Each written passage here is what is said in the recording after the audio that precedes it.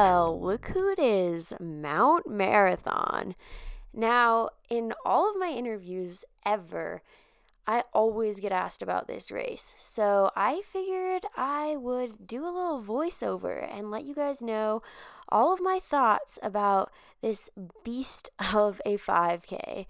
It is no joke, so hard, pretty much exactly from the gun. I'm winded, and it is a mentally, physically challenging race, but I love it. I mean, being from Alaska, Mount Marathon is the pinnacle of mountain running. I mean, I think it's really hard for me to explain to people that aren't from Alaska how big of a deal this race is. It is the Super Bowl of Alaska. Like, there is just no question about it.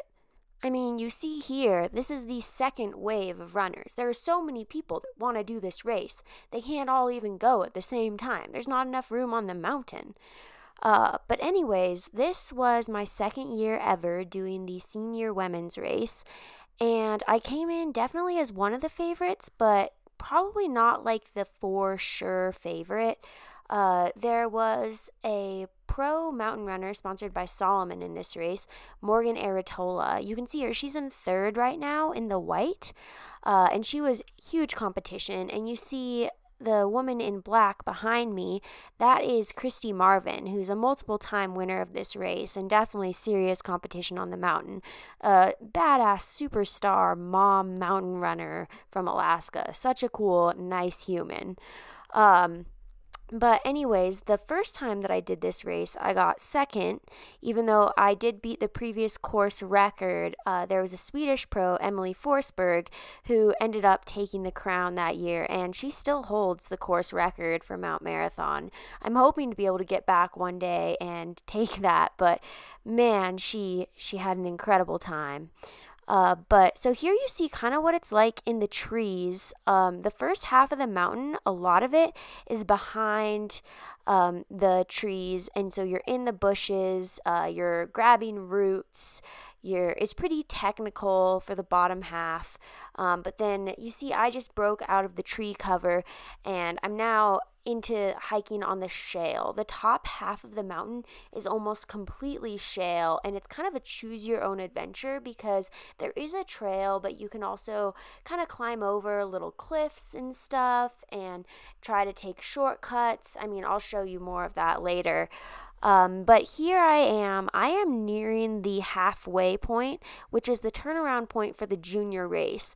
This is always an incredibly depressing time for me during the senior women's race because I did the juniors race 8 times, and so I'm very used to flipping at the halfway. So having to see that pipe and just blow past it and go on for another about 20 minutes is pretty tough, but I think that's part of what I love about Mount Marathon is just how tough and difficult this race is. I mean, it is no joke, but here you see how many people come out to cheer for this race. And these people have hiked up. I mean, it takes some people almost an hour to get to the halfway point. And so these people have hiked for an hour just to go cheer us on. Also, people on hot days will have water bottles, dump water on your back. People are playing music.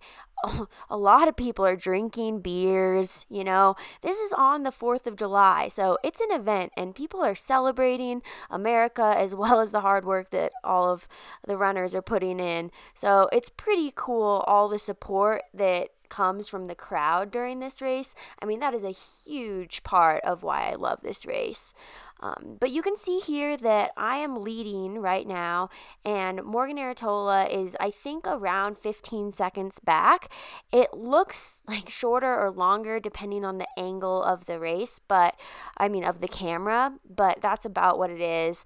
And 15 seconds is such a small lead in Mount Marathon because there's just a huge variability for time that people can make up. I mean, if someone is just a killer at the downhill, they can make up a minute or more, and same with the road. But you can see here I'm kind of climbing up a cliff. It's not necessarily a path, but it was a very direct route, so that's what I chose to do there. And also, like, you notice that my hands are on my thighs a lot of the time. This is a technique called power hiking, and it just helps to utilize both your arms and your legs to power yourself uphill. And uphill this race is. I mean, this view gives a good idea of how steep it is. It is just so steep. It's almost a 40% grade on average, which is crazy. And I mean, also, you look at the views that you get, and I've only been hiking for 24 minutes, but already so high up because this is just a steep mountain. I always complain when I'm hiking in the lower 48 that there are way too many switchbacks after my experiences with hiking in Alaska, and that is so true. Like, Mount Marathon is the epitome of no switchbacks. It's just a direct route. But I think I should take a moment to talk a little bit more about Morgan Aratola. I mean, she is just such a respectable athlete, incredibly talented. She's won a couple U.S. mountain running titles, and also when I went to the World Mountain Running Championships in Wales in 2015 as a junior, she was on the senior women's team and was the #1 runner for the U.S., or maybe #2, but she placed very highly at the World Mountain Running Championships. And then we both lived in Boise for a while, which is very interesting. So I saw her on the trails and stuff. But it was fun racing her this day. I definitely had home course advantage, have way more experience on this mountain than she does, but she is just such an incredible athlete that she was really challenging me on this uphill. I was digging deep. I mean, this top half of the mountain is pretty miserable. I mean, it kind of looks the same for the whole way up, so you just keep wondering, how close am I? Am I there? Am I there? Am I there? And I was breathing so hard. I mean, some points of this video, if you guys could hear the sound, the cameras aren't very close, but you can still hear me just panting. And I mean, it's the same with everyone else in the race. That's just the nature of this mountain. It is just so steep. But at this point, I actually am getting pretty close to the top, and I can feel it. I mean, that was fast motion, but I am increasing my cadence for sure. I remember at this point, I was like, man, I really want to try to get a bit of a lead on Morgan. I don't know how good she'll be on the downhill, and I don't want to have to get too risky because, you know, I did have a cross-country season coming up at Boise State. This was after my sophomore year there, so I still had a lot of eligibility to use, and I didn't want to get injured going down here. But also worth noting, the bugs during this race were so bad. You can see them in these next couple clips, but man, the flies, they were just swarming me, and I was trying to like bat them away. This is Christy Marvin, and she was the winner the previous year. As I said before, just a great athlete. But yeah, here you can see the bugs. They're swarming in front of the camera. And that was a different factor that does not usually come into this race, but definitely interesting. Not going to say it was very enjoyable, but yeah, this is the last little stretch to the top, and I don't think I can describe how much pain I'm in right now. I mean, just watching this makes my legs, my calves, my lungs hurt. It is a tough race. But this is a great moment when you get to that top little part and you break into a bit of a run, just trying to get to that rock and get around the turning point at the top. Now, this run is not very fast, but let me tell you, it is tough. But when I flip around this rock, the jolt to your body of going from just super hard uphill to pretty abrasive downhill is so hard to handle. Like, the eccentric load on my legs is crazy. This is the most sore I get from any athletic activity. I am sore for a week after this race. But here I am starting the downhill, and I will say that the downhill conditions this year were pretty good. There was no snow at the top, but the shale was thick and soft, and I was really able to just stride out and dig into it. This is by far my favorite part of Mount Marathon, is the downhill. I love this, and watching this video makes me miss it so much. I mean, I just feel like this is when I'm the most in my element, when I'm just cruising down a mountain. I feel so powerful. And I mean, when I'm doing it in a race, my legs are also completely shot and it's difficult to catch myself. But I am smiling just thinking about this. I can't wait to get back on this mountain and race it again someday. But yeah, I mean, this view kind of shows you can really cruise down this mountain. The way up took me 37 minutes, and we'll just wait and see how long the down takes, but it's obviously much faster. And there are a couple techniques you use, and right now I'm pretty much just running through this shale, and the technique is lean back, land on your heels, try to stride out. If you fall, just, roll over and get going again.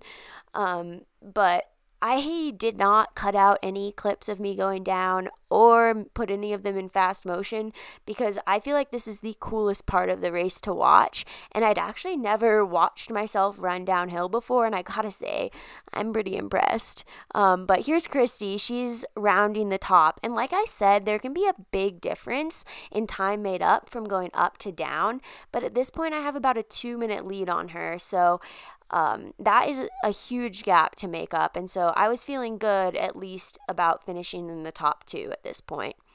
But you can see me, I'm about the size of a peanut in this video, but I'm just coming down the chute, and I'm getting close to the part of the downhill that's a bit more technical, the gully. Some people call it the gut.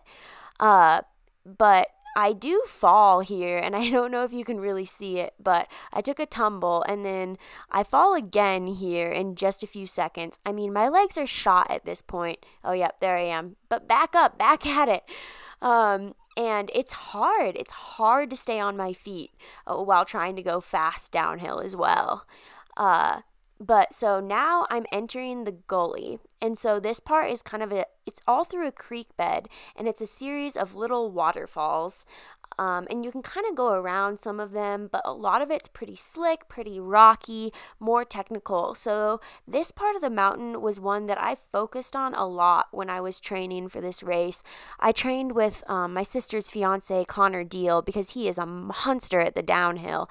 And he taught me a lot about how to navigate through this quickly and safely. He's still way faster than I am, but training with him definitely pushed me to improve my downhill in this part. And you can see I'm going slower than I did through the shale, but I'm still able to keep a running cadence, which is pretty important and something that can be difficult to do just because this is more technical and it's not as soft of a surface as the shale. So you can't just dig in and land in it comfortably.